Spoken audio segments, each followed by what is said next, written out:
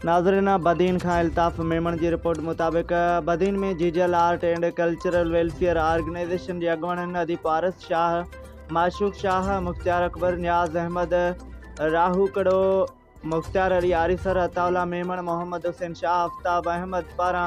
मेहरान शादी हाल बदीन में mega award show मुनक़िद कयो वियो। इन ही प्रोग्राम में बदीन जे हक़ीक़ी हीरोज़ खे मञता तौर एवार्ड ॾिना विया। उन मौक़े ते बदीन जे मोअज़्ज़िज़ीन, लेखकनि, सीनियर मोअज़्ज़िज़ उस्तादनि, वकीलनि, सहाफ़ियुनि, फ़नकारनि, अदीबनि, शाइरनि, आफ़ीसरनि, वापारियुनि,